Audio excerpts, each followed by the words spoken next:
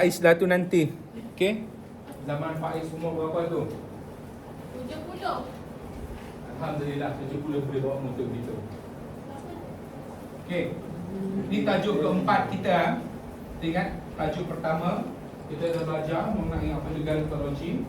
Tajuk kedua mengenai perubahan fizikal gerontologi. Tajuk ketiga kita ingat tajuk ketiga penyakit kan gerontologi. Kita ada giant gerontologi yang ada 6 jenis tu kan. Keluar rupanya soalan tu LJM. Oh my god, dan keluar juga dekat UKM soalan tu. Dan sekarang kita belajar ni macam mana kita nak buat penilaian kepada warga tua ni. Nak buat lagu mana? Saya tahu gerontologi ni susah sikit kita nak nilai ya kan. Awak macam awak kena bukan nak sebut trade tapi susah je untuk kita buat pemeriksaan kepada gerontologi ni sama dengan susah kita nak buat pemeriksaan kepada kanak-kanak. Yes, kepada baby. Sama je. Cuma baby tu tak faham. Tidak faham baik patah perkataan. Tapi orang tua ni faham. Cuma dia nak menerima arahan tu agak lambat dan tidak balas dia lambat lah. Kan? Pakcik angkat tangan. Kita angkat tangan gitu. Kan? Kadang-kadang slow-slow. Depend pada dia punya disability dia. Okay? Dini okey Dini? Diam je Dini hari ni ya. Apa Dini sakit eh? Aduh. Okay. Objektif pembelajaran kita, you all lepas ni semua akan boleh menyenaraikan tujuan melakukan assessment kepada warga emas ataupun warga tua ataupun geriatrik ataupun gerontologi. Banyak term dia kan. Baru jumpa cik. Saya baru jumpa geriatrik cik. Itu pun masuk gerontologi juga. Lepas ni kalau jumpa perkataan geriatrik sama itu gerontologi. Okay? Tak ada beza, sama je. Taruh term dia. Menyatakan cara mengumpul data. Macam mana kita nak kumpul data? Dia ada dua jenis cara nak kumpul data. Dua jenis, data objektif dan data subjektif. Okay? Dan kita ada juga, lepas ni you all akan dapat menghuraikan teknik melakukan assessment. Selalunya soalan akan keluar berkaitan dengan cara nak menghuraikan teknik melakukan assessment. Itu soalan final. Dia akan bagi awak punya situasi ataupun senario macam mana nak buat penilaian kepada warga emas tu dan awak buat step-step dia lah. Macam mana nak start dengan apa, dan nak habiskan dengan apa, dan macam mana cara awak nak tackle warga emas tu.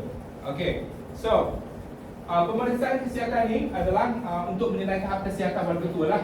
Ke saja-saja nak buat. We can say that as medical check-up, kan? Okay, medical check-up. Pakcik tak tahu lah, pakcik nak kerja Saudi, umur 67. Logik dia. Tak, like as what we call that, routine medical check-up every 6 months. Okay, yang mana partikular sangat-sangat tentang kesihatan ataupun mereka yang profesional selalunya kan, orang yang berkejaya kan, selalunya setiap 6 bulan dia akan buat medical check-up. Sanggup berhabis beribu ya buat medical check-up. So, this is one part kenapa kita perlu buat pemeriksaan kesihatan warga tua dan ada cara dia. Okay, dua jenis data. Data objektif, data yang kita dapat lihat ataupun dapat kita rekod, dan aduan dari orang ramai. Kenapa aduan daripada orang ramai?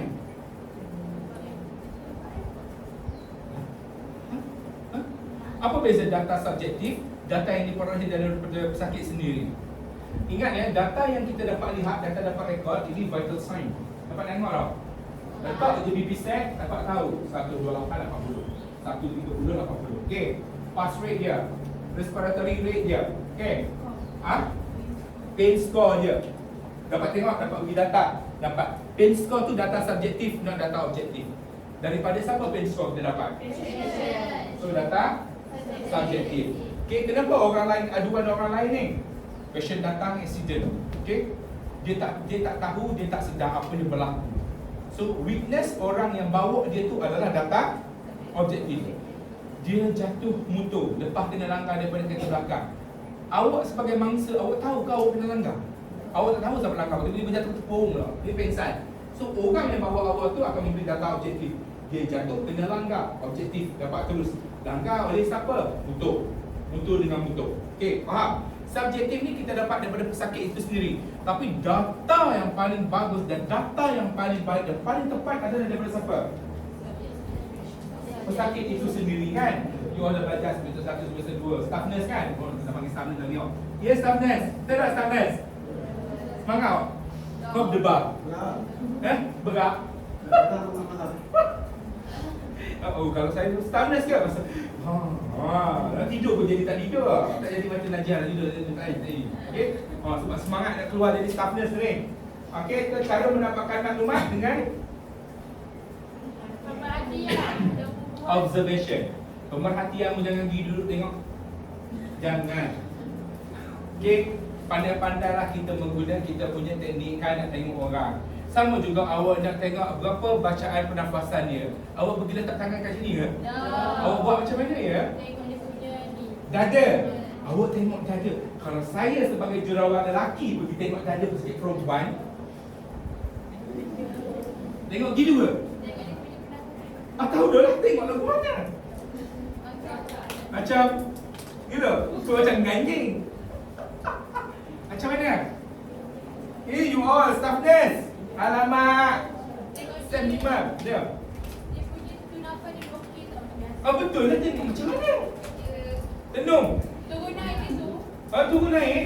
Begini. Maksud awak ambil observation macam mana? Tengok kira. Betul lah kira. Ke untuk saja-saja ni patient. You know? Tengok lagi nampak. Betul lah, tengok saya. Tengok saya tengok Dia dah. Apa dia? Menyerang. Dia kata menyeramkan saya tengok. Dia. Betul tengok pergerakan dada. Make sure that bila awak ambil observation kan, cuba guna awak punya extremity. Bukan lower apa. Takkan tengok kat kaki kan. Tengok shape perkembar ya. Okey. Tapi ambil pipi, tengok tadi begitu. Buat satu kerja, boleh ambil observation, boleh dapat data dalam pada waktu yang sama. Okey. Nafasan dia turun naik dia, pasang BP, tiba-tiba rasa sikit panas ni, kita ambil temperature sikit dah. At the same time you communicate, tambah-tambah lagi gerontologi. Awak tiba-tiba lah macam Faiz kan, ada makcik tua kan. Kita tiba kita tengok gitu, makcik tua tu tak kata apa, mesti serabut makcik tua tu kata kan. Apa budak ni tenung aku. Tenung pula kat bahagian tu kan. Janganlah. Okey. Okey, contohnya kena pandailah begitu juga pemerhatian, okey. Tak semuanya pemerhatian. Bukan, cara awak sendiri pergi dekat dengan dia. Kalau pergi kat pasien lelaki, saya pegang bahagian ni dia. Saya nak rasa bahagian dada, tapi tak guna nak duduk tangan dada gitu kan. Rasa, pegang. Pegang sikit kan, tanya. Ya kan kita cara rasa dia naik turun. Cik, okey ke? Bernafas cik, saya nak kira bernafas. Boleh je bagi tahu. Tak ada masalah. Kita bukan nak cik nafas cik.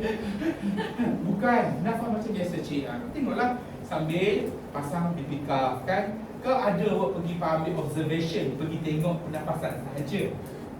Selalunya kita pergi observation staff nurse semua. Kalau kita buat observation, kita buat sekaligus kan.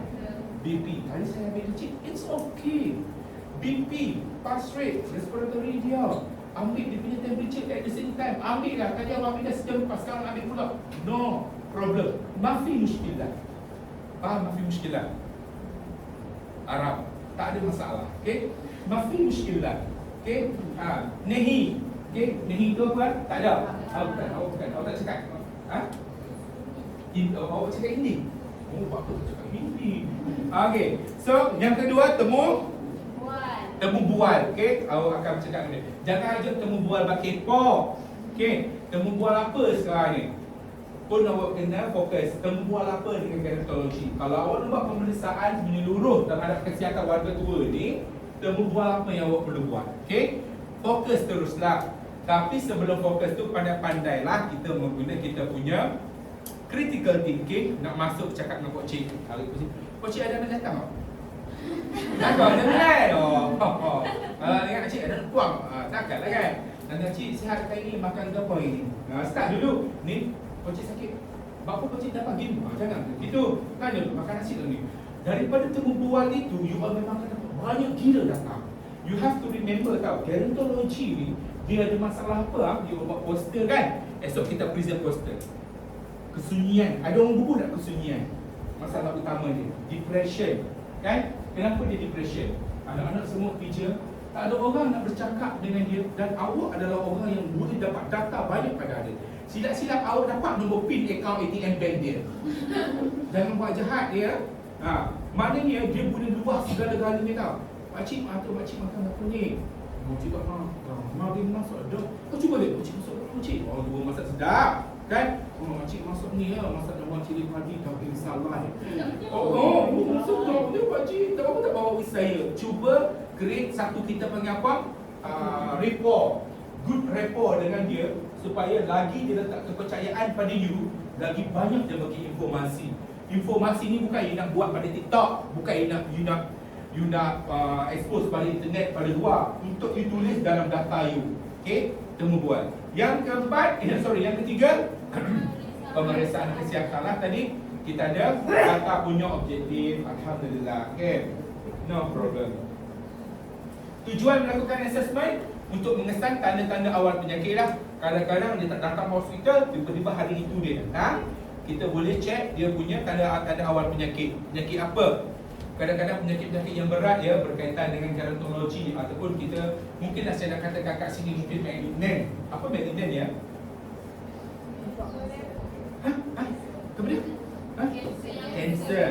Dia ada dua jenis kan? Benign dan malignant. Kadang-kadang dia anggap benda tu mungkin benign, dia anggap macam ketumbuhan biasa. Ingat ya, apa yang ada dekat muka kadang-kadang tiba-tiba timbul, jangan sembarangan juga cut ataupun potong apa-apa ya. Benda kecil kadang-kadang boleh melewat jadi besar disebabkan dia tu asal benign boleh jadi malignant. Okey, jangan sembarangan. Sama juga bila orang tua tu datang, mungkin dia tak tahu. Okey, bila gerontologi patient itu datang, dia tak tahu. Bila you buat pemeriksaan, you jumpa benda habis tu habis. Makcik tak ada penyakit, makcik ada darah tinggi lah. Tiba-tiba ada kencing manis, ada renal masalah, ada sakit jantung.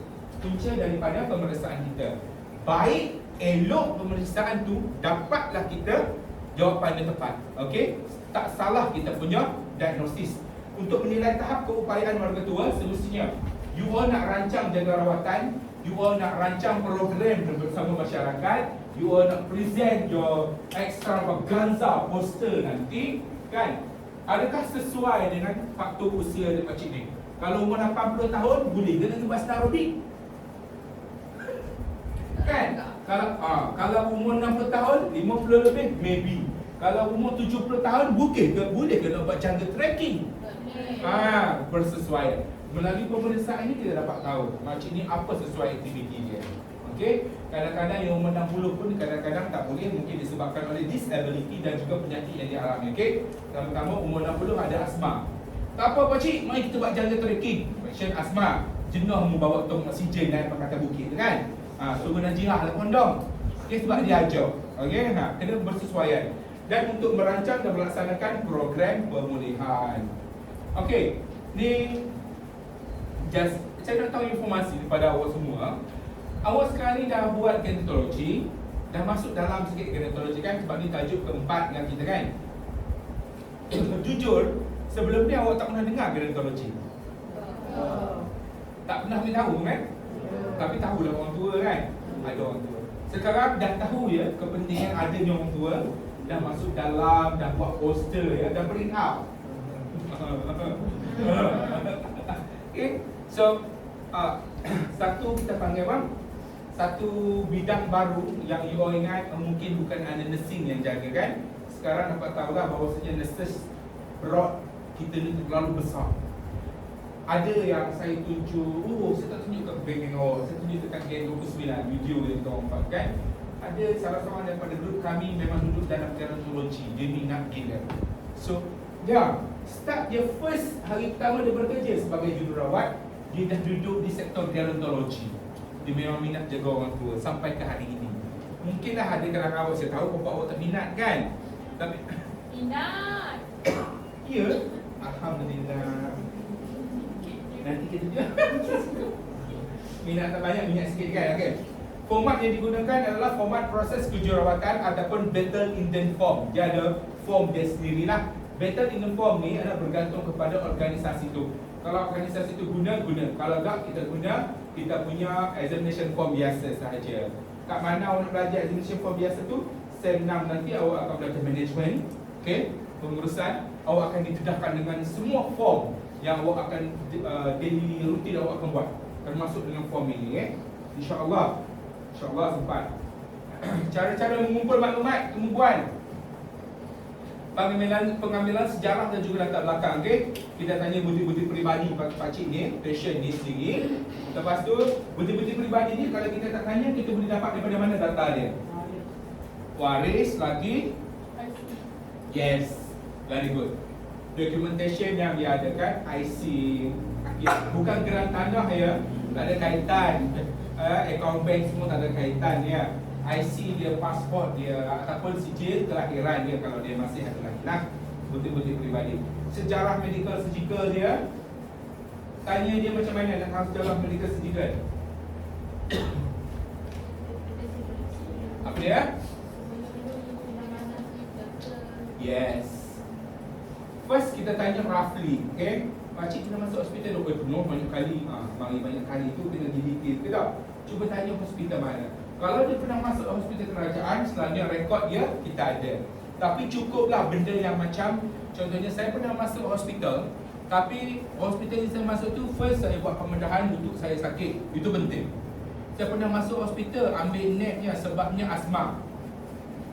2-3 kali asma. Bukan tak penting. Just kita panggil roughly, itu bukan satu major yang you masuk hospital informasi. Okay? Macam berapa kali asma? 4 kali setahun masuk. Enough. Masuk hospital net untuk sehari, lepas tu doktor balik-balik. It's okay. Okay? Tak perlu detail lah berapa hari ubat apa, tak perlu. Kita tengok yang major sahaja. Okay? Berkaitan dengan sejarah medical surgical dia. Kenapa sejarah surgical medical dia penting waktu tu membuat, waktu mengumpul maklumat? Ingat, untuk merancang jaga rawatan seterusnya. Untuk tahu patient punya condition. You nak buat patient nak lompat-lompat, okay? Turun sana, turun sini punya activity, senam aerobik. Sedangkan patient ada fracture dua-dua kaki dulu. Ya, kan? Melalui assessment kita dapat tahu. Awak nak suruh lompat, kawan ni tak lompat. Dia apa tak lompat? Marah pula coach you. Sedangkan dia ada disability ataupun dia ada masalah kaki patah dulu semua bagai kan. Sebab tu kena buat temubual pengumpulan data ni pada mula-mula. Mengantuk dah awak? Tak apa mengantuk. Siapa yang nak makan? Saya tak pernah makan. Pernah saya marah ke? Jangan mengidang nasi makan kat belakang cicak budu dengan jeri sudah lah. Kan? Setakat nak makan cikedi ke apa ke, boleh makan. Tak ada masalah. Saya tahu, takut-takut tengah hari kan mengantuk. Kalau rasa macam tak sedap lagi, cubit diri sendiri. Tapi kalau nak sedap lagi, suruh kawan sebelah cubit. Lagi sedap. Tu dia start cubit dah. Dia buat dah tu, dia buat. Okay? Okey, tahap kesihatan sekarang. Tahap kesihatan sekarang ni macam mana nak tanya? Tadi kita tanya dah sejarah yang dulu. Sekarang contohnya dulu pakcik ambil ubat darah tinggi. Sekarang pakcik ambil dia lagi. Alhamdulillah tak ambil dah. Tak ambil disebabkan oleh sembuh atau tak ambil disebabkan oleh default. Faham default? Pasien tak habiskan ubat, pasien tak nak tambah ubat kan? Masalah tak sendiri. Tu lain tu kita dia. Tapi ambil BP tinggi. Pakcik tak ada default ubat ni. Pakcik kena ambil. Okey, waktu pemeriksaan kesihatan tu banyak benda sangat kita dah boleh buat dengan dia dah. Lepas tu sejarah keluarga, satu lagi tahap kesihatan sekarang ni, kadang-kadang kita boleh dapat informasi daripada dia orang ni, dia orang bawa ubat dalam beg. Ingat tak? Orang tua ni bawa ubat dalam beg dah. Dia bawa ubat apa? Cuba tengok, cuba ambil ubat apalah. So awak pun kena mahir lah juga ubat. Waktu beli ubat kau tak tahu, klik, tak tahu ya pakcik. Saya tahu ubat Panadol je. Masya Allah. Ubat, belakang subjek farmakologi. Farmakologi tu tengok, okey. Jangan main-main. Okey, sejarah keluarga. Amat penting. Apa dia soalan pertama yang kena tahu sejarah keluarga? Penyakit keturunan. Jangan saja keluarga ada bapa dan adik. Okey, pakcik anak apa dulu? Ayah pakcik ni kedua ke? Pakcik ni kau jangan tanya bapa tu. Ada kaitan langsung dalam kehidupan kita. Kecuali dia bercerita. Tiba-tiba katakan aku saya tak nak dengar. Jangan pula. Okey, tiba-tiba dia kata pakcik ada anak seorang lelaki pilot handsome budak. Okey. Kat mana sekarang ya tu kau? Tak tahu kan? Kalau tu kan pakcik ada nombor perempuan dah. Okey. Biar awet ada telefon kan. Spare part wajib kan. Kalau cakap buat spare part suka tu, orang murah. Okey, sejarah keluarga, ada diabetes ke tidak, okey? Ada penyakit tiga serangkai ke tidak. Satu lagi kena tanya, ada kanser, pernah ada kanser ke? Ada ahli tu. Pakcik ada kanser ke? Jangan. Soalan pun logik, kan? Pakcik ada kanser ke dulu? Kawan tu kelipar dengan aku. Tanya dia soalan, adakah ahli keluarga yang pernah ada penyakit baru? Okey?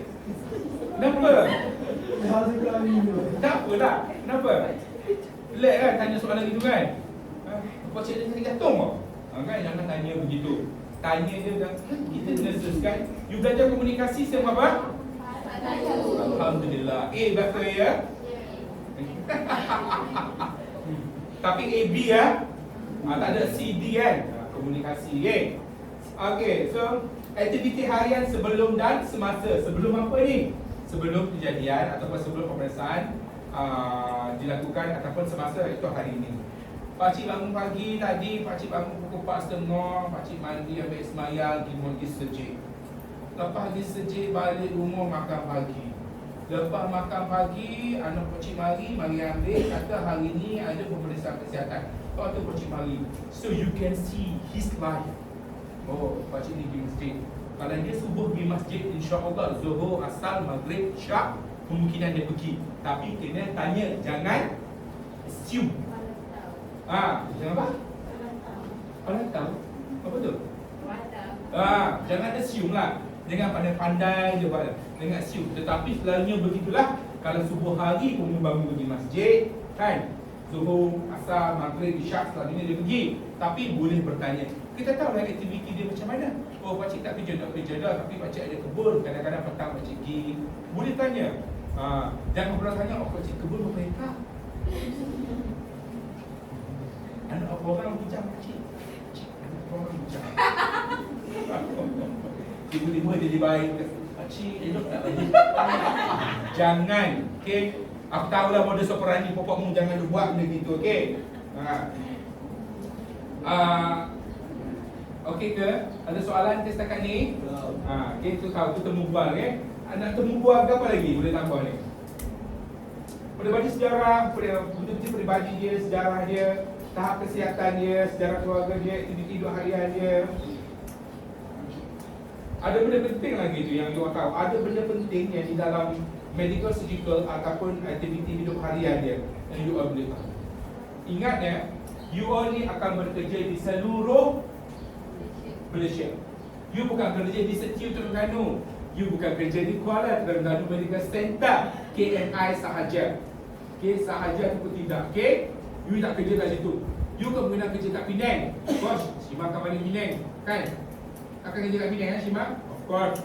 Penang ada berpuluh-puluh hospital terbaik di dunia. Iron Hospital, KPG, Gleneagle dia memang the best. Okay?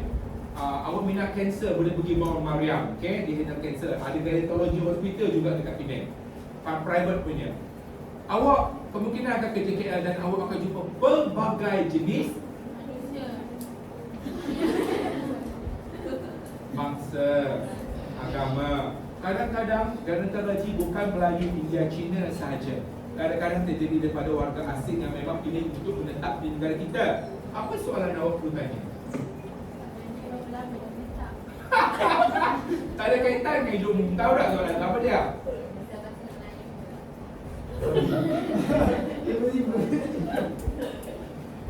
Aktiviti hidup dia. Apa dia? Awak ni terlalu apa nama? Bukan ke depan. Jumut ke mana? Kalau narrow sangat tu. Awak kena tanya tahu pengambilan alkohol. Yes. Pengambilan tobacco. Dia isap rokok ke, dia isap curut. Dia nak tahu berapa batang tu tak payah tahu. Dia akan cerita sendiri kamu. Okey? Kita lihat berapa batang. Okey? Berapa kali tu awak boleh tanya. Tadi ya, 3-4 kali sehari, 3-4 kali sehari, maknanya 3-4 kali batang kan? Selalunya kan? Ke awak ada isap 4 batang sekali tu, 2 hidung 2 perut. Ada kan? So benda tu ada. So you all kena tanya benda tu, okey? Kena tanya betul. Sebab tu kita mungkin tak tahu, tapi itu penting pengambilan alkohol kan? Pengambilan alkohol dan juga pengambilan tobacco ni cukup memberi kesan kepada kesihatan. Tambah lagi gynecology. So benda ni kena tahu. Sebab tu kata you all tak boleh nak rigid. Orang kampung Setiu je. Orang Kuala Terengganu je. Pagi si gang, si agang. Tengah hari si agang, malam si agang. Lagi si nyok, hari si nyok, malam si nyok. Okay, 24 jam si nyok. Stres aku. Kan, orang luar pagi, oh my god. Eh, bukan nasi lemak. Kadang-kadang makan pagi, orang umur 50-60 tahun makan tu. Apa, cereal tu. Bubuh susu. Ha, dengan slice banana, dengan strawberry. You know, you don't know. That's why kehidupan kita berbeza. Persoalan kita juga perlu variety.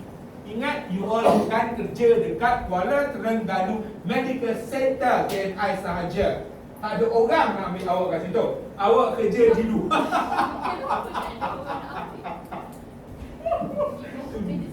Tak, bukan. Jangan awak kerja banyak tempat. Terlalu banyak tempat di Malaysia ni, okey? Kalau awak kerja di Saudi, takkan nak tanya, Abah, I this morning makan nasi lemak, Abah. Takkan kawan tu tengah-tengah tanya makan nasi lemak ke tidak, kan? No. Okey, sebab tu kena bervariasi jenis persoalan, jenis soalan yang awak nak tanya nanti. Okey? Jangan tumpu, jangan terlalu rigid. Okey. Pemerhatian fizikal macam saya kata tadi, jangan ada tenung anak tuna kan nak darah orang ke, makcik, jangan ada tenung. Okey, pandai-pandai kita guna skill kita untuk tengok dia. Kalau dia masuk ke dalam bilik, dia boleh panggil, okey, Encik Samad bin Sulaiman masuk ke kaki. Kita tahu, kita boleh nampak dah kan? Okey, dia punya jalan fizikal dia tak elok. Lepas tu lah kita dalam tambah dengan tadi pemerhatian, kita tambah dengan temu bual. Dengan temu bual tu kita dapat tengok tadi kan, dari pemerhatian saya tadi, pakcik jalan sakit kaki ke pakcik? Pakcik gelecoh. Gelecoh it's okay. Ataupun terseliuk gelecoh. Dia orang setiu lah. Dia setiu lagi saya terseliuk. Turun tangga tadi saya terseliuk. Ataupun dia kata, saya memang disability pula. Saya memang cacat daripada kecil kaki saya macam tu. So daripada tempang ke tempeng ke tak kisah, tapi daripada pemerhatian tu you boleh tanya soalan waktu temu bual. Okey? So perubahan yang berlaku, aging process. Apa aging process? Dah ada dalam subjek kita nombor 2. Dah ada subjek tahun ni nombor 2 dah. Nombor 2. Dah kata orang nombor 2. Apa dia? Perubahan pada fizikal lah. Ni penuaan muka dia kan, ada pigmentasi. Tengok. Habis. Yes, bintik rambut silver. Uban. Okey. Perubahan fizikal, aging process. Okey, tiba-tiba umur 30 ada uban. Boleh tak? Boleh. Tengoklah macam mana dia aging process, tapi kulit cun lagi kan, collagen masih ada lagi, bukan tua. Mungkin disebabkan oleh genetik. Dia berancang. Pakcik tu makan dia berancang. Lepas tu sudah tiba-tiba keluar dia berancang. Okey. Lepas tu dalam pemerhatian kita tengok kelakuan tingkah laku non-verbal. Apa maksud non-verbal? Kata belajar komunikasi. Pergerakannya, yes. Pertama kali dia jawab soalan. Okey, non-verbal ni, ingat dalam komunikasi berapa verbal, berapa non-verbal. Saya 15 tahun dah tinggal kat sini. Dah berapa mu? Ngantuk. Apa non-verbal, apa verbal? Berapa percentage verbal? Berapa percentage non-verbal? 70% adalah non-verbal. Maknanya more to sorry, bukan verbal dan non-verbal. Betul lah. Non-verbal. Kalau yang menulis tu Perbuatan. Sorry, ini soalan saya yang sebenar. Saya tanya awak. Dalam awak melakukan body language kan, body language dalam komunikasi, body language tu adalah memberikan 70% awak punya gambaran ataupun awak menggambarkan dalam komunikasi. Awak faham tak? Okay, 70% body language sahaja. Verbal awak ni kurang. Contohnya kalau pakcik tu masuk, saya tak cakap. Apa impresi awak tadi? Lagi? Agresif lagi? tak mesra lagi. Awak tengok, saya tak cakap pun. Sombong lagi. 70% dah tunjuk bahawasanya that's me. Saya tak cakap lagi. Tiba-tiba saya cakap, hai, apa khabar semua? See, 70% dalam komunikasi itu adalah body language awak, pergerakan awak, mimik muka awak. Sebab tu orang dapat nilai psikologi, pakar-pakar psikologi tak perlu awak cakap, tengok awak berjalan apa tahu awak ni individu yang macam mana. So daripada segi pelakuan lah, perubahan tingkah laku dan verbal tu, kita dapat tengok Pak Cik tu macam mana. Cik, saya tak adalah terlalu pandai nak tengok detail. No, just basic saja. Macam tadi contoh kan, just tengok macam tu. Okay, ada yang datang-datang senyum kan, dengan buat muka kasihan pun kita dah tengok pakcik muka ada masalah ke apa. Kita dapat tengok daripada ekspresi wajah dia tu sendiri. Dia tak cakap apa lagi. Mana pun tahu dia jutawan, ada tanah 1 ekar. Berapa stres pakcik? Helikopter jatuh, nak kena biar bahu bulan. Mu tak tahu kan? Tak nampak tak? Kita tak tahu. So benda tu kita tak boleh nak expect. So sebab tu kita kena tahu macam mana daripada pemerhatian tu kita boleh lihat kelakuan tingkah laku dia dan verbal dia tu sendiri. Ingat sampai bila-bila komunikasi 70% adalah daripada you all punya body language. Okay, daripada ekspresi muka. Okay, keadaan yang normal, tahap minda sekarang dan dahulu. Yang ini kita boleh tengok berdasarkan daripada ingatan dia. Okay, dia ingat tak dia dulu kerja apa, pernah kerja apa. Kalau dia setiap memberikan waktu awak melakukan temu bual, dia setiap bercerita, saya dulu 40 tahun lepas dulu saya di situ. So tahap ingatan dia quite okay. Okay, dia ingat apa yang dia buat. Tambah-tambah lagi lah kalau mereka dalam bidang profesional, yang dalam bidang terutama sekali dalam bidang pendidikan ini, orang yang umur 70, profesor yang umur 60 ke 70 kan, dia lagi ingat lah sebab dia menggunakan otak dia dalam melakukan aktiviti hidup hariannya, dia mengajar kan. So dia lagi makin ingat. Maknanya daripada dulu ke sekarang tahap minda dia memang sama, maintain ataupun apa makin hebat, makin kuat. Sebab tu kalau tengok profesor umur 60-70, dia nampak muda dah. Dia nampak muda. Compare dengan orang kampung umur 55 tahun bekerja, kita panggil apa? Bekerja bersawah padi ke bercucuk tanam tu, awak akan nampak perubahan dia. Betul. Awak pergi ke hospital, awak akan jumpa benda ni. Awak akan tengok doktor tu, doktor pangkal mari, doktor ni umur berapa, cuba tanya, risik-risik. 60. Awak tengok macam tu 55. Doktor nampak muda, yes. Sebab tu orang yang menuntut ilmu ni banyak. Tun Mahathir lah. Tun Mahathir umur berapa? 8 sayang. 98. Dekat 1 dah. Kita 100 mana apa? Naik motor balik. Kalau naik motor ni memang hebat Okey. Dan juga keadaan abnormal dia. Ingat perubahan fizikal, pemeriksaan fizikal ni, pemerhatian, perubahan fizikal kita berubah. Okey. Even you tak sakit, you tidak bukan. Even you tidak ada satu masalah disability, kemalangan apa, dia akan boleh berubah disebabkan oleh mutation. Okey, mutasi. Daripada awak tidak ada benjolan, contohnya lah, tiba-tiba ada benjolan dekat sini, boleh berlaku. Zaman muda tak ada, tua ada. So itu adalah satu abnormal. Awak boleh tanya tak pakcik tu? Boleh. Tanya dia. Masa melakukan pemeriksaan kesihatan melalui pemerhatian, tanya dia, pakcik ini benjolan apa ni pakcik? Dah lama ke? Oh lama dah, umur 12 tahun dah ada. Dulu tak ada, sekarang ada. Itulah keadaan abnormal yang muncul pada gerontologi. Okey, boleh tanya. Alah, mudah je, kita tanya mak awak sendiri. Dulu makmu dalam gambar flawless gila. Sekarang cuba tanya mak, kenapa hitam-hitam ni mak? Ada, kenapa ni timbul-timbul dengan apa? Bagi tahu lah, dia berkata pigmentasi. Okey? Kalau orang ada banyak kolesterol, dia akan timbul bintik-bintik kat leher ni. Dah dengar? Timbul isi-isi kat leher ni kan? Pigmentasi dia disebab daripada high cholesterol. Okey? Perubahan abnormal untuk gerontologi. Okey, pemeriksaan yang lagi yang kita boleh buat tadi melalui pemerhatian. Ini kita kena lakukan aktiviti lah, tanda vital. Ambil vital macam saya bagi tahu tadi. Lepas tu pemeriksaan mamal, darah, FBC apa dia FBC? CBC?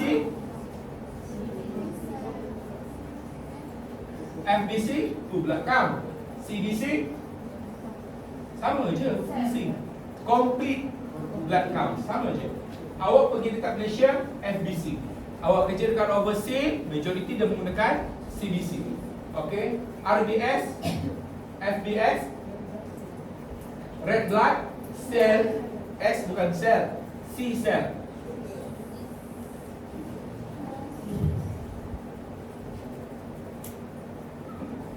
Apa tengok saya? Cuba tengok soalan, cuba tengok. Okey, TWDC,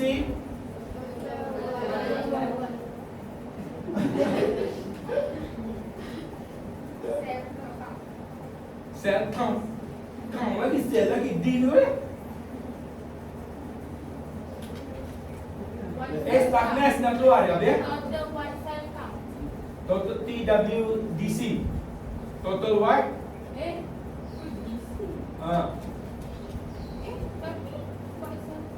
Tapi betul namanya TWDC. Betul namanya TWDC, total white count, total white cell count. Betul. Okey, renal profile fungsi untuk apa renal profile? Ginjal. Kita nak tahu semua fungsi ginjal. Glomerulus lah, semua urea, kreatinin semua dalam ginjal. Yang ni pun awak kena mahir adalah awak kena tahu berapa range normal dan juga abnormal. Dah masuk dah sel 6, 5 dah ni, dah boleh jadi stiffness dah. Awak kena ingat dah benda ni. Ini kalau pergi masuk ward, ini adalah benda biasa yang kita buat investigation. Kakak gambar sebab result dekat hospital sekarang dia keluar range patient dan juga normal range kan. Ambil gambar supaya awak ingat. Okey. Serum creatinine, serum uric acid, SR tu serum, okey. Kenapa uric acid ni penting? Gout. Yes, gout. Okey. Urine, UFEME apa maksud dia?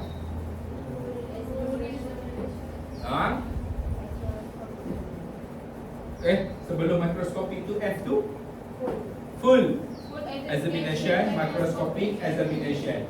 Okey, sama. Urine FEME, renal profile, full blood count ataupun complete blood count, tiga benda ni adalah benda sama.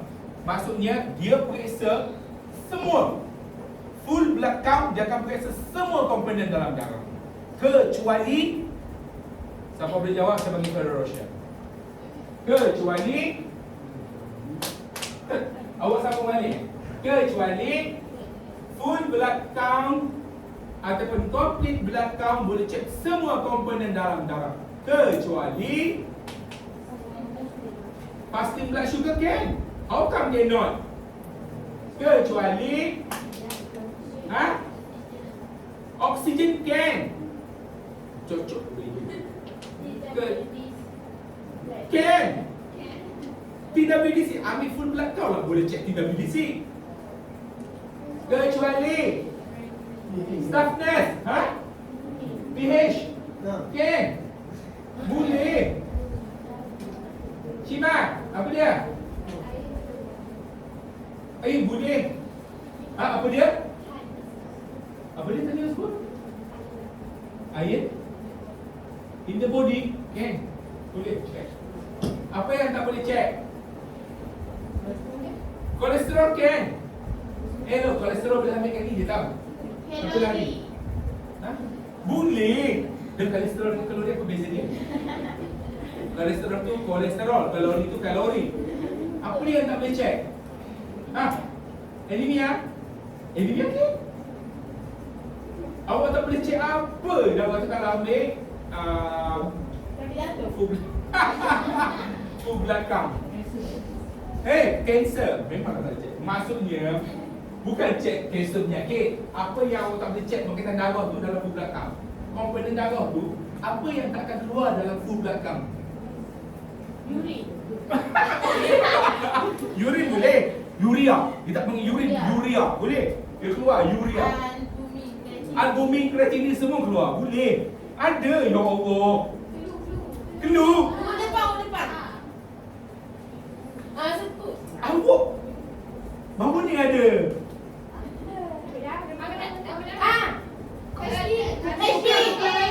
Kumpulan darah. HB boleh. HB boleh cek. Kumpulan darah. Awak ambil full blood count, tak ada tahu kebenaran kau. Awak takkan tahu reses darah awak berapa, negatif atau positif, ataupun kumpulan darah awak berapa. A ke B ke? AB ataupun O. Siapa O kat sini? Saya. Awak demam, awak akan demam, awak akan demam, awak akan demam. Jangan duduk dekat. Yes. Bukan awak. Dia O dengan O temu dia akan berjangkit. Kalau demam. Itu tak ada kajian dibuat. Tapi kajian daripada kami. Stamina lama ni kalau demam darah berapa? Kau semua kat aku. Dia gitu. Okey, betul. Dia selalunya lah begitu. Siapa A? Siapa dia A? Angkat tinggi sikit. 1, 2, 3, 4, 5. Kita pergi makan nasi sekali lagi tak? Kalau A. Okey? Jangan nasi boleh? KFC tak? Saya serius ni? Oh, pergi sendiri ya? Oh, ni budak ketel. Tak payah rasa. Lambat. Okay. So, sugar boleh check dalam urine? Yes, of course. Sugar memang boleh check dalam urine. Okay? Dia guna, kalau dalam urine FME pun boleh check sebenarnya. Tapi, kalau dulu zaman saya waktu dulu kita guna district water, kan? Ni yang buat. Dan tak diadakan benda ni, hantar je ke Pak Mat yang membuat semualah albumin dan juga kristal. ECG kena buat, memang kena buat. Kalau ikut polisi hospital, pesakit yang 45 tahun ke atas wajib buat ECG walaupun tak mengandung sakit jantung. Itu salah satu benda yang wajib dibuat. Kalau awak kerja kat Kuala Terengganu Medical Center PMI, 45 tahun ke atas, dia datang je kita buat ECG, tak payah tunggu arahan doktor. Itu adalah kita panggil normal treatment kita untuk 45 years above. Kalau kat mana dia awak kerja, Sunway, hospital kerajaan mana-mana seluruh Malaysia pun bergantung pada polisi. Tetapi setahu saya 45 above memang kena ambil ECG. Sama juga dekat Saudi. Patient datang 45 above, walaupun dia nak datang buat operation, nak buang IND je, tak lalak muka, under local, kena buat kena ada ECG punya result. Okay. Chest X-ray, okay. Pap smear. Zul, awak kena hantar ke result pap smear? Saya. Pap smear untuk siapa? Bang tahu lah. Alhamdulillah. Tiba-tiba hantar lagi pap smear. Kalau ada peluang, awak duduk dekat ward, ada staff nak pergi buat, ada pap, ya. Gila. Takut kau? Jangan tepik soalan tanah. Okay? Okay. So, kalau awak ada peluang nanti praktikal, awak ada waktu jumpa date, pasien ni nak pergi hantar buat pap smear. Awak tahu duduk pap smear buat mana?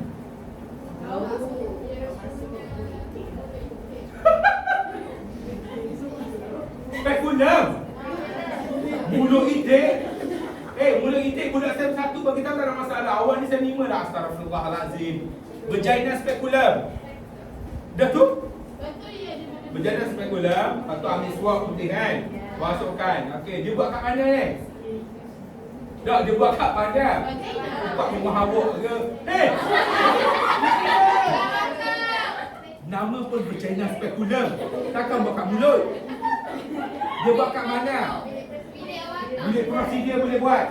Tolong masuk dan tengok. Dekat situ pemerhatian cukup hebat.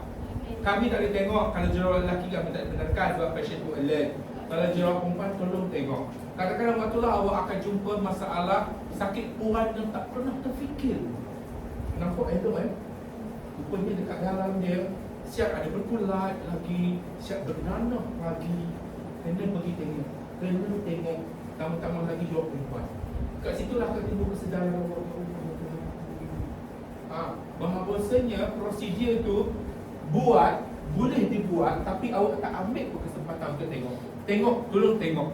Sekurang-kurangnya awak ada pengalaman dan awak tahu apa penyakit yang perempuan yang alami ataupun apa penyakit yang pesakit tu alami. Okey, banyak. Hanya dengan satu swab saja, berlama-lama penyakit boleh dapat. Ingat lelaki jangan tiba-tiba nak minta. Okey? Mu boleh cek ni ya, prostate. Tahu tak nak cek prostate? Tahu tak? Tak tahu? Tak adalah, nanti belajar Perempuan tak payahlah. Awak tak ada. Diorang senyap tu. Hei, cuba. Hei, bukan cek testis. Prostate. Belakang bladder ada satu prostate. Hanya lelaki je ada prostate. Sebab prostate itu adalah daripada ureter, daripada bukan ureter, dia daripada testicle punya laluan untuk keluarkan sperm, kan? Dia ada prostate dan dia akan bersambung dengan ureter di belakang bladder. I hope you know because anatomy sepatutnya you all excellent, kan? So dekat belakang prostate itulah, dekat belakang bladder itulah sepatutnya, okay? You memang kena mahir, you memang kena tahu macam mana nak check. Duduk saja pun boleh check. Jangan pula bapak mungkin tengok, okay? Okay, check apa lagi? Berat badan tinggi, biasa. Penglihatan, kita kena check guna apa? Scale tu kan? Kena buat. Jangan marah pakcik. Selalunya yang guna scale tu kita guna C, kan? Ataupun E, kan? Gini. Ingat gerontologi diorang kadang-kadang tak belajar. Diorang tak tahu A, B, C, D, E, F, G. Kita tukar kepada ni ataupun C, kan? C gitu, C gini, C bawah, atas. Take time. Oh, lambat kau sini. Excuse me, you deal dengan gerontologi. Awak tak boleh nak expect cepat macam tu, okay? Kita orang buat dekat HSNZ, dekat klinik gerontologi kita orang buat ni. Dia duduk, dia tutup mata, gini. Lepas tu tutup dah ni tak nampak langsung dah. Ada. So, you all pandai lah cakap, buat kan? Mata kan? Cantik mata kan? Okay. So, pendengaran so far saya tak pernah buat. Tapi dia selalunya dibuat oleh fisio. Okay, fisio bahagian ni. Apa? Kita panggil. Saya lupa nama dia. Okay. Pernafasan, corak pernafasan dia macam mana? Gaya berjalan bukan saja tu, kita boleh tengok waktu dia berjalan masuk ke bilik pemeriksaan. Sistem kardiovaskular nak cek macam mana ni? ECG tadi betul. Lagi? Ujian X-ray, okay, quite good, okay, boleh tahan. Tapi tak tepat. Lagi? Yang ambil BP tu. Adik, yang ambil BP, yang ambil pulse rate dia, heart rate dia tu, okay, kardiovaskular. Apa maksud capillary refill time, CRT? Yes. Ni below than 2 second. 2 second. Buat. Cik tak ada buat lah sebab dia kulit dia kan tak fragile, tak ada collagen. Yes. Okay. Tapi buat lekat bahagian dia boleh cuba capillary refill dia macam mana. Okay. Boleh tengok waktu tu edema. Okay. Edema. Tahu dah edema? Tahu. Tekan-tekan tak naik, kan? Tekan-tekan tak naik. Sister macam abdomen belakang. Yang ini ni proper punya pemeriksaan kesihatan dalam bilik prosedur. Buatlah, selalunya kita akan buat dengan doktor. Okey. Okey, sistem saraf boleh selalunya ni pun buat dengan doktor. Saraf mudah je.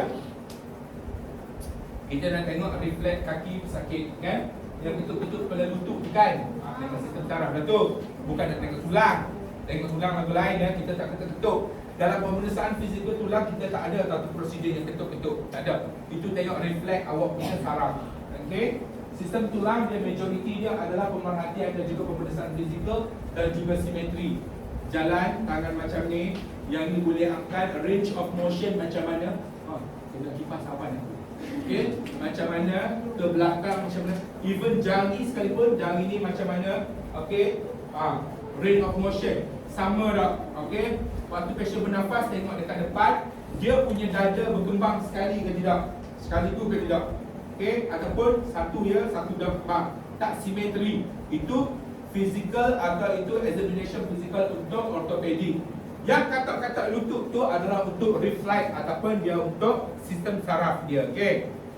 Kulit, nak tengok berapa kulit? Flawless ke tidak? Ke macam mana? Keancaman kulit. Pakcik ni tak pakai Fair and Lovely ya? Kulit tak anjak, tak makan collagen dia. Awak boleh makan collagen, awak boleh makan. Murah je. Collagen apa awak boleh dapat? Mary King. Tak, collagen apa yang awak boleh dapat dalam makanan biasa? Yes! Bukan kaki lembu. Kaki lembu boleh. Kaki ayam. Siapa tak makan? Ya. Oh, ini juga. Kan? Cakap nak makan kau memang sedap kan? Dengan hari ni memang kaki ayam sedap. Kau suka lah. Sedap kau suka. Okey, kulit. Okey, makanlah. Alah, contoh kalau awak rebus ayam sekalipun hari ni, awak rebus kaki ayam hari ni, malam ni, cuba awak tunggu pagi esok. Dalam satu period tu dia akan jadi gel. Kan? Dia akan membeku jadi gel. Itu kalau gel itu. Itu kalau dia jangan ambil pula sapu muka. Tak jadi. Kena makan. Okey? Musculoskeletal, kita bagi tahu tadi lah. Pemeriksaan yang even duduk pun boleh buat. Pakcik angkat kaki ni boleh buat. Pakcik angkat kaki ni pun boleh buat. Okey, range of motion dia boleh buat. Adakah ini penting cik untuk kami aplikasikan sewaktu buat gerontologi? No. Selalunya untuk pemeriksaan gerontologi, you hanya memberi pertolongan, tolong pegawai perubatan. Kita tak buat pemeriksaan fizikal saja-saja. Okey, hanya yang diorder oleh pegawai perubatan ataupun doktor mana-mana yang doktor pakai mana datang buat, dan awak akan buat bersama dengan doktor. Satu, kenapa bersama dengan doktor? Chevron. Kita sebagai chevron. Okey. Doktor buat pemeriksaan kesihatan, kita sebagai chevron. But at the same time, what doctor expect daripada nurses, we know what to do and we know how to do. Next one. Doktor dia mengharapkan nurses yang ada yang membantu dia ni faham tentang macam mana untuk berkomunikasi dengan baik dengan warga tua. Kan? Macam mana untuk you dapatkan maklumat, at the same time you tengok, you boleh dapat terus maklumat dia. Waktu you tengok je dia, you tahu dah terus soalan apa you nak tanya. Kadang-kadang doktor terlepas pandang, you boleh tengok. Kalau you terlepas pandang, doktor boleh tengok. Faham tak? Jangan expect yang awak akan masuk dalam bilik buat pemeriksaan kesihatan ni seorang-seorang. No. Ini adalah pengetahuan awak. Even awak buat pemeriksaan ni beramai-ramai, contohnya waktu emergency, kemalangan, nanti awak belajar SEM6 nanti. Awak akan belajar primary survey, secondary survey. Untuk SEM6 nanti, bila awak tengok patient tu, at the same time pun awak boleh buat ni. Terutama sekali patient accident, traumatologi berkaitan dengan gerontologi. So, you have already how to do the physical examination daripada pemerhatian dan juga temubual. Okey, menilai keupayaan fungsi-fungsi badan secara am. Tahap pemakanan, kualiti dan kuantiti pengambilan dia. Okey, makan betul. Gerontologi makan tak banyak. Okey. Kalau makan banyak tu kelai, tu bukan gerontologi, tu kita panggil ayuni. Bukan. Silang tu. Dah. Dia tak makan banyak. Macam mana orang tahu pakcik tu makan banyak ke tidak? Tu kita banyak ya. Alhamdulillah, dia berselera lagi. Ya. Macam mana orang tahu pakcik tu makan banyak? Ha? Dia pakai gigi palsu. Dia pakai gigi palsu. Itu adalah satu masalah yang dia alami. Dia kata, saya tak boleh makan banyak sebab saya pakai gigi palsu. Tu. Yang kedua, keadaan penyakit kronik susah menelan. Sebab apa? Tonsel. Tua-tua bangka tonsel. Okey, ada. Tapi tua-tua bangka macam tu rasa tonsel dia tak ada masalah. Thyroid. Thyroid tak ada kaitan dengan menelan. Thyroid kat luar ni.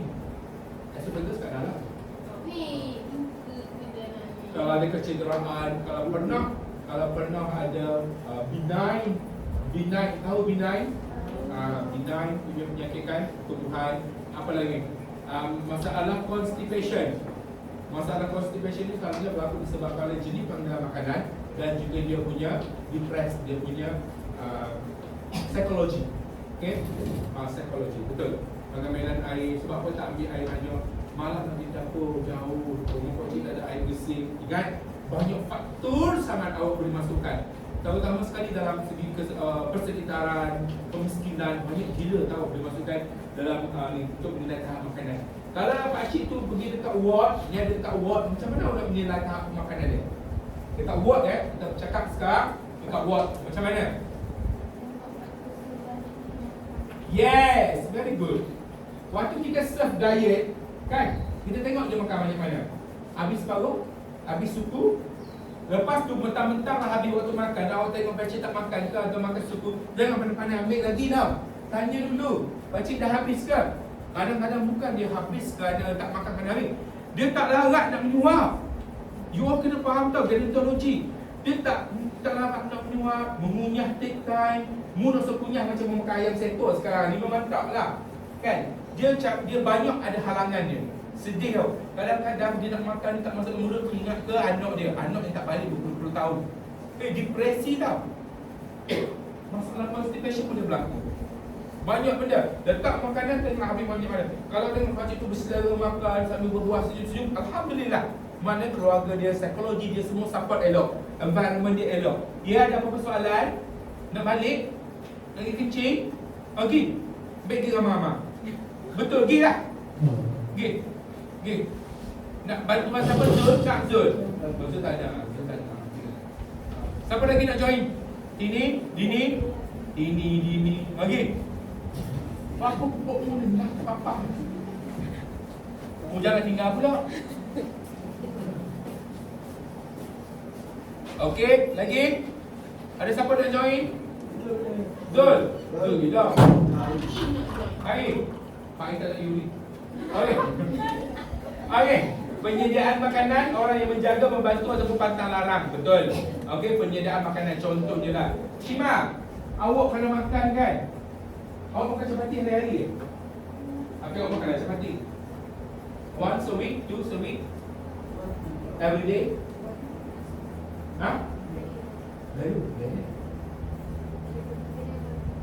Oh, okey. It's tak buat kan? Okey. Saya tahu tak tanya soalan tu, tak pakai tu. Contohnya kan, ada pesakit tu daripada bangsa lain. Apa awak expect dia nak makan pagi? Contohnya lah. Ada tak makanan hospital pagi makan nasi lemak? Apa dia bagi?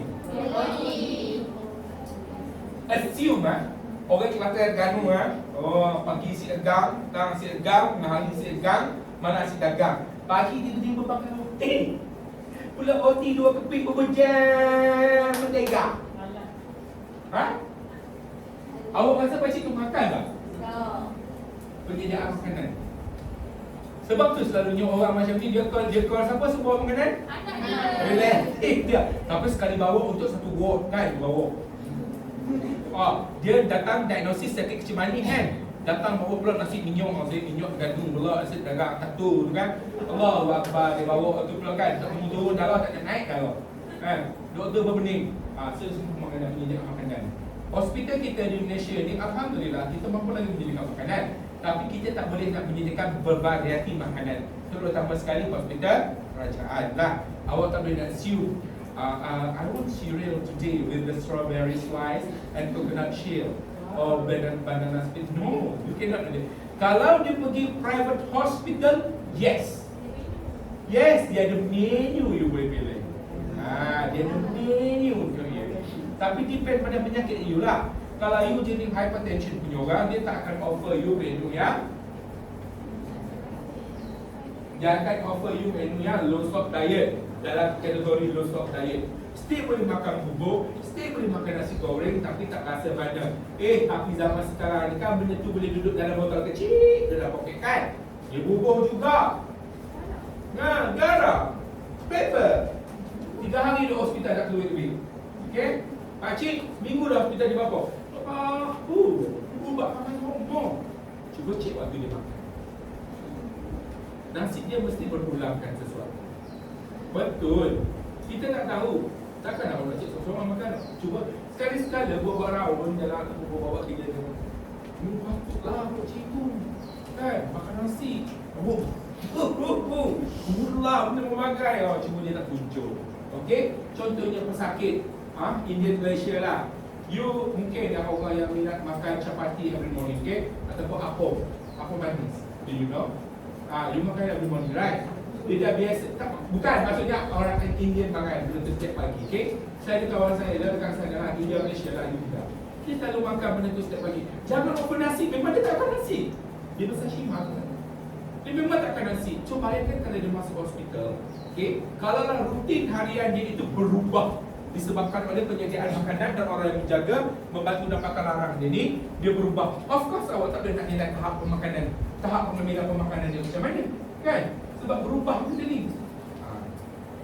Faham? Ada faham? Jangan tengok macam tu, faham tak? Ngantuk ke? Sikit. Sikit. Bangun sedaman. Apa masalahnya? Bangun, buat sedaman depan. Takut. Tak. Ngantuk tak? Ada. Terus tak mengantuk. Okey, so yang seterusnya adalah ubat-ubatan lain rawatan kamu. Adakah Pak Cik saya ambil ubat kerana darah tinggi setiap 2 kali sehari? Okey, so pagi dan malam. Kita tanya juga, okey, ubat apa yang diambil, jenis ubat apa yang diambil dan berapa rotation dan berapa lama. Berapa lama dah ambil ubat darah tinggi? Macam Puan Fatimah 5 tahun dah ambil kan. Puan Ruqyah mungkin 2 tahun. Berapa lama dah dia ambil? Okey, kita tanya dalam inilah ciri fungsi badan lain. Okey, keperluan nutrisi yang ini tak perlu awak tahu bab detail. Ini kerja siapa dia ni? Yes, dietitian. But you have to know about kalori dia, keperluan berkurangan mengikut penurunan aktiviti dan juga BMR dia. Okey, protein dia kenapa kena ambil, karbohidrat dia kena. Kalau tinggi CHO kompleks, kurangkan yang ringkas. Kalau lemak, bantu imbangan suhu badan. Tujuannya sahaja. Okey, tak perlu nak calculate berapa fat kena ambil, berapa karbohidrat kena ambil. That is not our job. But our job untuk inform dietitian ataupun nutrition, inform doktor. That is our job. Okey, Pak Cik masuk berat badan 60, lepas 3 hari 5 hari berat badan turun 52 lalu 58 kilo, turun 2 kilo. Why? Kena inform dietitian, kena inform nutrition, kena tahu sebab apa benda tu berlaku. Okey, so sama juga fiber, vitamin, mineral ataupun air 60% berat badan. Keluarga tua air. Salah satu informasi yang you all perlu tahu. Okey, berapa air yang perlu Faiz berat badan awak berapa? 45 liter. Subhanallah Faiz. 45? Ya. Awak dah tahu kan? So kita dah ni kan? 25 So awak kena tahu 45 1 liter berapa ini? 25 Ya Allah, hampir 2 liter lah, okey? 2 liter. Besar Faiz tu 2 liter. Kalau awak rasa besar saya 4 liter. Janganlah tengok macam tu. Awak berat badan berapa? 56, hampir 2 liter. Bukan 2 liter. 2 liter lebih sikit-sikit. Itu sebenarnya bukan awak kata, oh semua kena ambil 5 hingga 6 gelas ataupun 1.5 liter hingga 2. No. Pengiraan yang paling tepat adalah 25 kg 1 liter. 25 kg 1 liter. Okey. So kalau berat badan awak 50, 2 liter. Kalau berat badan awak 100, 4 liter. So jangan ambil kurang pada jelas. Setiap badan keperluan manusia adalah berbeza. Okey, tak boleh bagi pendidikan kesihatan yang sama pada semua orang. Faham? Itu pengiraan itu. Kena tukar ni. Cara ni kena tukar dah. Tak boleh bagi 1.5 hingga 2 liter air dengan misalnya 5 hingga 6 cawan 5 ke 6 cawan gelas 5 ke 6 gelas air sehari. Salah. Pengiraannya wajib macam ni. Lepas ni buat nanti proses pun kena buat macam ni. Okey? Ada jumpa sama-sama? Siapa ni? Tak takut. Ada muka?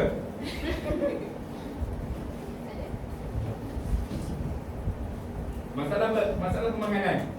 Anoreksia. Apa beza anoreksia dengan bulimia? Dan bulimia kurus. Bulimia kurus. Apa beza anoreksia bulimia? Saya bagi pada share. 1, 2. Dua-dua sama. Anoreksia dia takut nak makan. Bulimia dia makan tapi dia jolok bagi minta. Dua-dua sakit psikologi. Psikiatri. Okey? Awak ada sakit psikiatri tak? Salah ya. Setiap daripada kita semua ada masalah psikiatri. Apa yang membezakan kita dengan psikiatri yang ada dekat hospital? Yes, kita boleh tak? Yes. Jangan bagi tahu saya awak tak pernah menangis dalam setahun. Jangan bagi tahu saya awak tak pernah bersedih dalam seminggu ni. Jangan bagi tahu saya awak tak pernah gelak dan tak pernah suka dan mood awak tak pernah swing dalam minggu ni. Jangan awak menipu. Dalam satu minggu tu macam-macam berlaku. Itu adalah psychiatric. Cuma bezanya kita dapat kawan. Kalau kita dapat kawan nangis juga. Terus kita tak payah. Wow. History of psychiatric berkaitan dengan history uterus. Okay? Kalau awak suka sama-sama melompat keting-keting daripada sini ke sana melompat.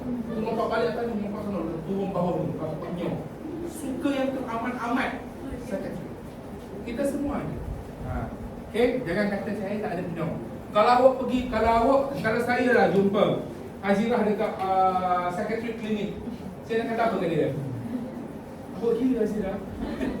No, sepatutnya benda ni pun perlulah. Saya tak ambil mental. Nanti kalau saya ambil Puan Lee ambil mental, saya akan Puan Lee terangkan benda ni. Sebenarnya setiap daripada kita perlu ada rawatan psychiatric. Bagus yang Saudi buat untuk setiap staf yang nak pergi bekerja di Saudi wajib buat rawatan psychiatric, bukan rawatan, pemeriksaan psychiatric. Dia bertujuan untuk memastikan kita punya mental kita healing, ya. Kita punya mental kita stabil. Sebabnya waktu you pergi dapat perawatan tu, doktor tu bagi macam ni pada you. Kalau you tak pernah ada second symptom ini dalam masa sebulan, you sebenarnya lebih bersikap. You kena ada perasaan menangis, you kena ada perasaan down, you ada perasaan naik, happy gila, boyfriend bagi bunga, melayak. Esok boyfriend tunjuk gambar dengan perempuan lain lah, bersisi bahu je dekat luar tu, muncul makan Panadol nambah biji, kan? Lepas tu tengok result exam kan, tinggi dapat point, suka. Lepas tu assignment Cik Afi bagi poster dapat muka gendon, sedih balik. That is kita panggil karakter psikologi yang kita ada dalam badan kita. Okay, tolonglah kalau ada masa, tolong pergi klinik tu untuk klinik psikiatrik untuk dapatkan pemeriksaan saja. Nak tahu di mana level awak. Betul, kita tak tahu. Awak dah tahu ke status mental awak dalam okey ya, it's okay. Okey, dehidrasi. Yes, boleh berlaku disebabkan oleh memanglah dehidrasi boleh berlaku sebab air. Dehidrasi bimbang takut sebab dia ada incontinent. Apa mesti incontinent? Ada kawan, yes. Dia minum je jarang sikit, cik keluar. Batuk, cik keluar. Atas bawah keluar. Okay? Betul. Kan bila jadi incontinent, tak lah awak pergi berjalan kan, pergi ke KL ke duduk atas bar, incontinent macam tu. Bang dah. So dia takkan minum air. So akan jadi dehidrasi. Boleh relate tak? Awak ni sekarang tak apa sebab awak boleh kawal lagi dengan cara buat hebat. Kegel exercise. Okey, kita buat sekarang Kegel exercise. 1, 2, 3, buat. Release. 1, 2, 3. Tahan. Release. 1, 2, 3. Tahan, buat. Aku tengok muka kau buat ke tak? Release. That is Kegel exercise. Wajib buat, okey? Lelaki ke perempuan? Dua-dua wajib. Okey? Terutama sekali kalau perempuan, kalau pelvic floor awak loose, awak mungkin tak sampai umur 40 ke 50, awak akan dapat uterus prolapse. Faham? Dia takkan ada uterus prolapse, ada, cuma dia tidak akan ada incontinence. Kena buat sebab lelaki pun ada incontinence, orang tua. So kalau buat benda tu tak hari kan. Awak tak incontinence lah kan malam-malam. Kalau jumpa adik kecil yang mana yang ada adik-beradik yang masalah kecil yang tertinggal mana saudara kan, ajar. Betul, jadi buat mana asyik? Yang tu sedikit sebab tak dapat digambarkan ya, cuma ajarlah. Okey, dah buat tadi? Alhamdulillah. Bagus, kita punya bladder kuat nanti, okey? Bladder floor, okey, muscle kat bladder tu, bukan bladder tu. Faham tak? Sebab di mata tengok aku. Anemia, iron kurang, B12 kurang. B12 ni hati-hati lah. Saya pernah ambil B12 sebab saya rasa B12 ni bagus untuk sistem pertahanan badan saya dan juga menambah darah. Tiba-tiba saya ambil tanpa prescribe doktor. Semua supplementation you boleh ambil on the counter. Betul tak? Beli dekat Shopee, beli dekat Lazada, beli dekat Amazon. Kalau dekat Saudi kita ada Amazon, kita beli dia. Saya ambil B12. Saya tak boleh nak bangun dengan cepat. Saya tak boleh nak bangun. Saya jadi hanyut. Lepas ambil darah tu, rupanya B12 saya 3 kali ganda. Baru saya tahu subhanallah. Sebab benda tu yang macam gel, ya. Dia punya sedap, dia makan hari-hari. Padahal seminggu sekali. Serius, dia jadi macam hanyut tau. Halusinasi, oh bahaya, punya B12 tinggi. Oh bahaya ya. Vitamin low, D and C, nak ambil macam mana vitamin D, C ni? Susah nak cari makanan D and C ni. Yes, matahari. So, 12 tengah hari, dia letak orang tua tengah-tengah hari. Acik kata jemur macam vitamin D, direct vitamin D. Lepas 30 minit dia ambil ya. Kering kawan tu. Okay? So, macam mana? Senang je. Pakcik keluar pukul 9. Saya pukul 9 duduk nol kan? Bagus. Vitamin D tu. Kan? Tapi saya nol pakai baju boxing. Kan? Sebab apa? Nyamuk kan? Dalam apa tak tahu nol dia pakai baju dengan panjang. Buat nyamuk pinggang kan? Buat nyamuk dah bekas kat pinggang tu, you know kan? Baik kerja, dia matahari keluar dalam pukul 8 ke, jangan pakai baju dengan panjang tu, dia kena cahaya matahari. Itu direct. Maknanya aktiviti luar lah.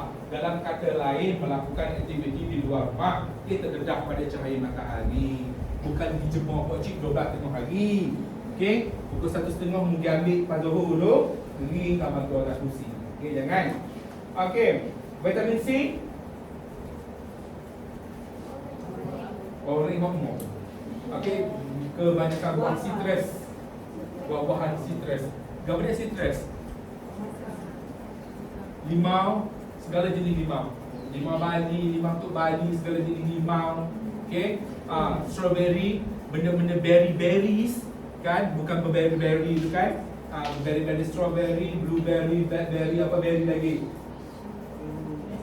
Raspberry, everything berry, tu vitamin C. Easy. Benda tu easy, okey? Boleh dapat.